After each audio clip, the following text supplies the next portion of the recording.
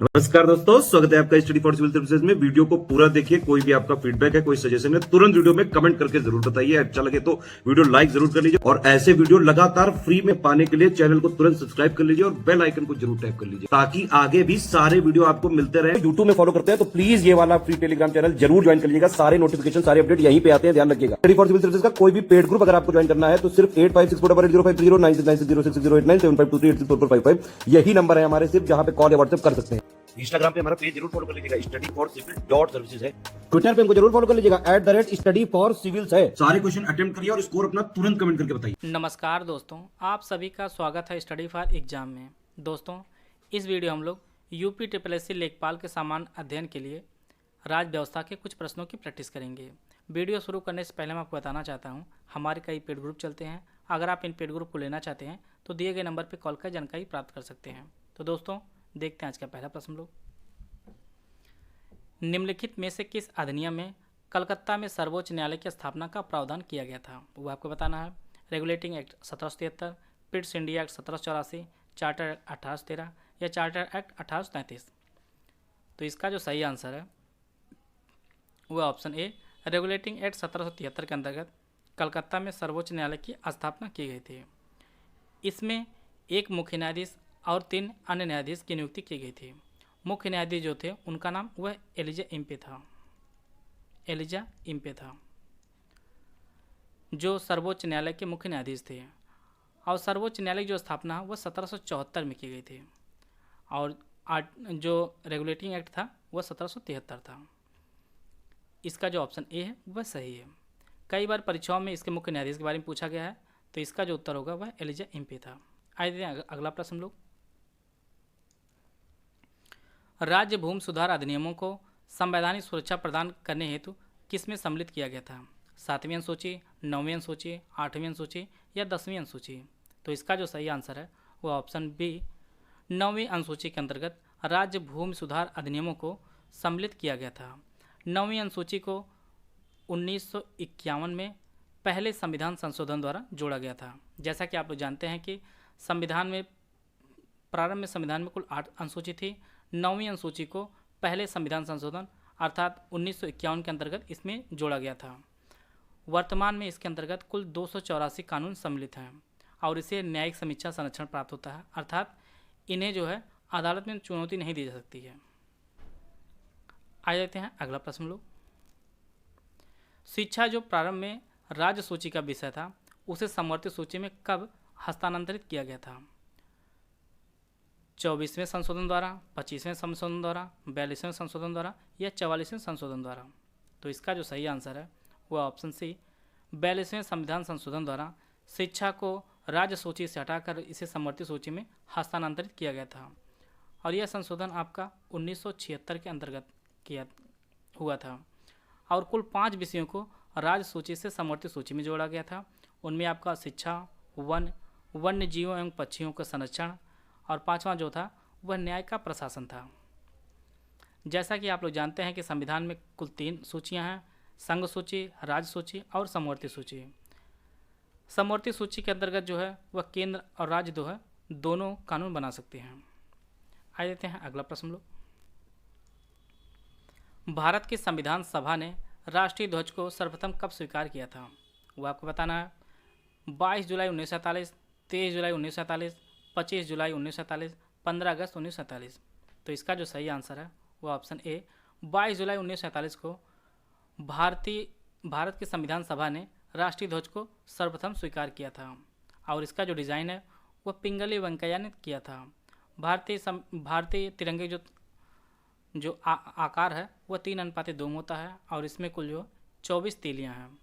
3 colour इसमें हमारे तिरंगे में है। पहला केसरी जो हमारे ताकत और साहस का प्रतीक होता है। सफ़ेद जो शांति और सच्चाई का प्रतीक है। हरा आपका भूमि की उर्वरता, वृद्धि और शुभता का प्रतीक होता है। इसका जो ऑप्शन ए है वह सही है। आ जाते हैं अगला प्रश्न लोग। नए राज्य के गठन की शक्ति किसमें निहित होती है? संसद में, राष्ट्रपति में, मंत्रिपरिषद में या राज्य पुनर्गठन आयोग में? तो इसका जो सही आंसर है वो ऑप्शन ए, संसद में। नए राज्य के गठन जो शक्ति है वह संसद में निहित होती है और यह आपके आर्टिकल 3 के अंतर्गत निहित है। संसद के 3 अंग होते हैं, राज्यसभा, लोकसभा और राष्ट्रपति मिलकर जो है वह संसद का निर्माण करते हैं। आइए देते हैं अगला प्रश्न लोग। भारतीय संविधान में समानता का अधिकार जो 5 अनुच्छेद है वह कौन कौन से हैं, किसके अंतर्गत हैं? 13 से 17, 14 से 18, 15 से 19 या 16 से 20 के बीच में है। तो इसका जो सही आंसर है वह ऑप्शन बी आर्टिकल 14 से 18 के अंतर्गत जो है समानता का अधिकार है और यह संविधान के भाग 3 में स्थित है। भाग 3 में स्थित है। आर्टिकल 14 के अंतर्गत बताया गया है विधि के समझ समानता। 15 के अंतर्गत धर्म, वंश, जाति, लिंग और जन्म के आधार पर भेदभाव नहीं किया जाए। 16 के अंतर्गत आर्टिकल 16 जो है यह लोक नियोजन के विषयों में अवसर की समानता के बारे में बताया गया है। आर्टिकल 17 जो है वह छुआछूत का अंत है। आर्टिकल 18 जो है यह आपके उपाधियों के अंत के बारे में बताया गया है।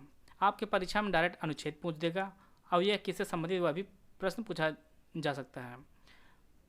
छुआछूत का अंत किससे संबंधित है? यह आपके आर्टिकल 17 से है। उपाधियों का अंत वह है आर्टिकल 18 से। यह कई बार परीक्षाओं में पूछा जा चुका है। आइए देते हैं अगला प्रश्न लोग। भारतीय संविधान में राज्य के नीति निर्देशक तत्वों को किस देश के संविधान से लिया गया? आपको बताना है। यूनाइटेड किंगडम, यूएसए, आयरलैंड या जापान। तो इसका जो सही आंसर है वह ऑप्शन सी आयरलैंड। भारतीय संविधान में राज्य के नीति निर्देशक तत्वों को आयरलैंड से लिया गया है और यह भाग 4 में निहित है और यह आर्टिकल 36 से लेकर 51 के अंतर्गत है। राज्य के नीति निर्देशक तत्व। आइए देखते हैं अगला प्रश्न लोग। निम्नलिखित अनुच्छेदों में से कौन एक राज्य सरकार को ग्राम पंचायतों को संगठित करने के लिए निर्देशित करना है? आर्टिकल 32, आर्टिकल 40, आर्टिकल 48 या आर्टिकल 51। तो इसका जो सही आंसर है वह ऑप्शन बी आर्टिकल 40 के अंतर्गत राज्य सरकार को ग्राम पंचायतों को संगठित करने के लिए निर्देशित करता है और यह उन्हें सक्षम बनाने के लिए शक्ति और अधिकार देता है राज्य सरकार। यह आपके आर्टिकल 40 के अंतर्गत निहित है। आइए देते हैं अगला प्रश्न लोग। भारतीय संविधान का कौन सा अनुच्छेद भारत के विदेश नीति से संबंधित है? आर्टिकल 380, आर्टिकल 312, आर्टिकल 60 या आर्टिकल 51। तो इसका जो सही आंसर है वह ऑप्शन डी आर्टिकल 51 जो है यह भारत के विदेश नीति से संबंधित है। यह राज्यों की नीति के निर्देशक सिद्धांतों का ही एक हिस्सा होता है और यह अंतर्राष्ट्रीय शांति और सुरक्षा को बढ़ावा देने से संबंधित होता है जो आपके आर्टिकल 51 में निहित है। आइए देखते हैं अगला प्रश्न लोग। निम्नलिखित में से किसकी संस्कृति पर भारतीय संविधान में मूल कर्तव्य शामिल किया गया? 4 ऑप्शन दिया गया, आप लोग ऑप्शन पढ़ लीजिए।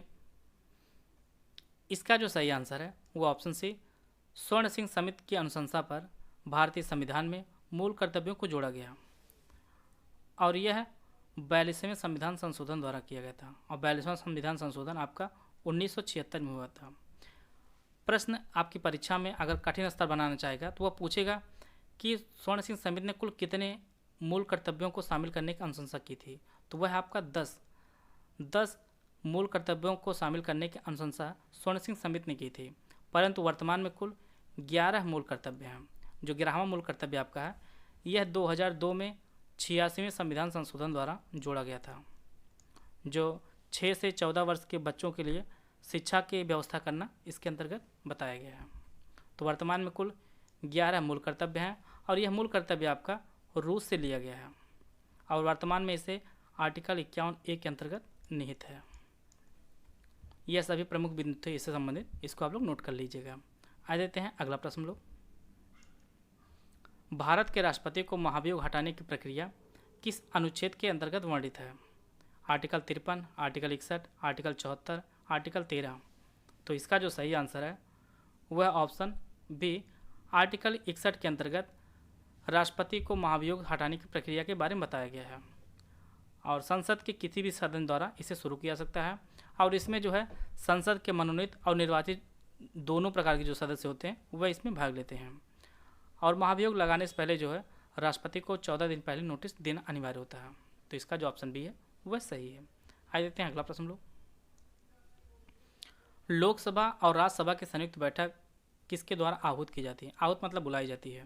राष्ट्रपति द्वारा, लोकसभा के अध्यक्ष द्वारा, संसद द्वारा, राज्यसभा के सभापति द्वारा। तो इसका जो सही आंसर है वह ऑप्शन ए, राष्ट्रपति द्वारा। जो संयुक्त बैठक बुलाई जाती है वह राष्ट्रपति द्वारा बुलाई जाती है और इसकी जो अध्यक्षता है वह लोकसभा का अध्यक्ष करता है। अगर यह अनुपस्थित रहता है तो उसके स्थान पर लोकसभा का उपाध्यक्ष जो है यह संयुक्त बैठक की अध्यक्षता करता है। संयुक्त बैठक के बारे में वह हमारे अनुच्छेद 108 के अंतर्गत बताया गया है और संयुक्त बैठक का जो प्रावधान है यह आपके ऑस्ट्रेलिया से लिया गया है। ऑस्ट्रेलिया से लिया गया संयुक्त बैठक का प्रावधान। इसका जो ऑप्शन ए है वह सही है। आइए देखते हैं अगला प्रश्न लोग। संविधान के किस अनुच्छेद के अंतर्गत भारत के राष्ट्रपति को अध्यादेश जारी करने की शक्ति प्रदत्त है? आर्टिकल 360, आर्टिकल 123, आर्टिकल 200 या आर्टिकल 356? तो इसका जो सही आंसर है वह ऑप्शन बी, आर्टिकल 123 के अंतर्गत भारत के राष्ट्रपति को अध्यादेश जारी करने की शक्ति होती है। जब आपका संसद सत्र नहीं चलता है तब इसे राष्ट्रपति जारी करता है अध्यादेश को। इसका जो ऑप्शन बी है वह सही है। आइए देखते हैं अगला प्रश्न लोग। आपको बताना है कि राष्ट्रपति इनमें से किसकी नियुक्ति करता है? भारत का महान्यायवादी, नियंत्रक एवं महालेखा परीक्षा, राज्य के राज्यपाल या उपरोक्त सभी? तो इसका जो सही आंसर है वो ऑप्शन डी, इन तीनों की जो नियुक्ति है वह भारत का राष्ट्रपति करता है। भारत के महान्यायवादी जो है वर्तमान में इस पद पर वेणुगोपाल राव हैं। वेणुगोपाल जी हैं जो भारत के 14वें महान्यायवादी हैं। बात करते हैं नियंत्रक एवं महालेखा परीक्षक, तो यह इस पद पर वर्तमान में गिरीश चंद्र मुर्मू जी हैं और यह भारत के 14वें नियंत्रक एवं महालेखा परीक्षक हैं। तो इसका जो ऑप्शन डी है वह सही है। आइए देखते हैं अगला प्रश्न लोग। भारतीय संविधान का कौन सा अनुच्छेद राष्ट्रपति को उच्चतम न्यायालय से परामर्श करने की शक्ति प्रदान करता है? आर्टिकल 129, आर्टिकल 132, आर्टिकल 143 या आर्टिकल 32? तो इसका जो सही आंसर है वो ऑप्शन सी, आर्टिकल 143 के अंतर्गत राष्ट्रपति को उच्चतम न्यायालय से परामर्श करने की शक्ति प्रदान करता है। इसके अंतर्गत बताया गया है कि उच्चतम न्यायालय जो परामर्श देगा राष्ट्रपति उसे मानने के लिए बाध्यकारी नहीं होगा और इसमें यह भी बताया गया है कि अगर सुप्रीम कोर्ट को लगता है कि यह राष्ट्रपति जो पूछ रहे हैं अगर वह व्यर्थ लग रहा है तो वह उसे मना भी कर सकता है। इसके अंतर्गत बताया गया है। तो इसका जो ऑप्शन सी है वह सही है। आइए देखते हैं अगला प्रश्न लोग। आपको बताना है कि भारत के चौथे राष्ट्रपति कौन थे? वीवी गिर, एस राधाकृष्णन, जाकिर हुसैन, फखरुद्दीन अली अहमद? तो इसका जो सही आंसर है वह ऑप्शन ए, वीवी गिर जो थे वह भारत के चौथे राष्ट्रपति थे। मैंने उनकी पूरी लिस्ट ली है भारत के राष्ट्रपतियों की, आप लोग उसको एक बार देख लीजिए। पहले जो हमारे राष्ट्रपति थे वह डॉक्टर राजेंद्र प्रसाद जी थे। दूसरे जो है वह सर्वपल्ली राधाकृष्णन जी थे। इसके बाद जाकिर हुसैन जी थे। फिर वीवी गिर थे। फखरुद्दीन अली अहमद इसके बाद थे। नीलम संजीव रेड्डी, ज्ञानी जैन सिंह, आर वेंकटरमन, शंकर दयाल शर्मा जी इसके बाद थे। आर के नारायणन थे। हमारे सबसे प्रिय हम सभी के एपीजे अब्दुल कलाम।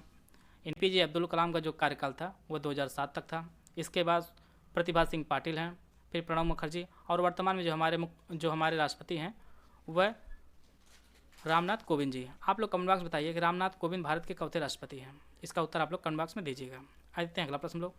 संविधान के किस संशोधन ने लोकसभा की संख्या 525 से बढ़ाकर 545 कर दी? 31वें संविधान संशोधन, 35वें संशोधन, 42वें संशोधन या 45वें संशोधन? तो इसका जो सही आंसर है वह ऑप्शन ए, 31वें संविधान संशोधन द्वारा लोकसभा की संख्या 525 से बढ़ाकर 545 कर दी है और यह संविधान संशोधन यह 1973 में हुआ था और इसी के अंतर्गत लोकसभा में केंद्र शासित प्रदेशों की जो संख्या थी वह 25 से 20 कर दी गई। 25 से 20 कर दी गई। आइए देखते हैं अगला प्रश्न लोग।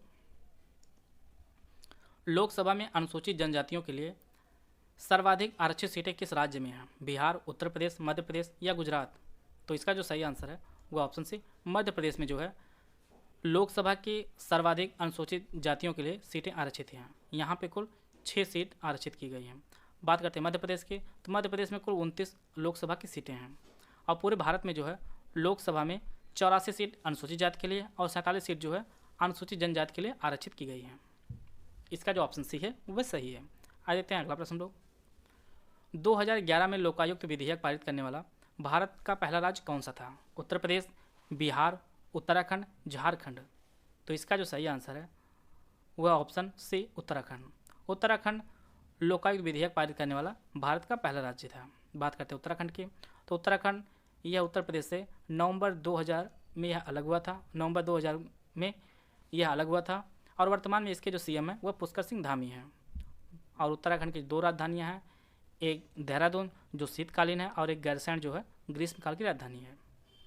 आए देते हैं अगला प्रश्न लोग।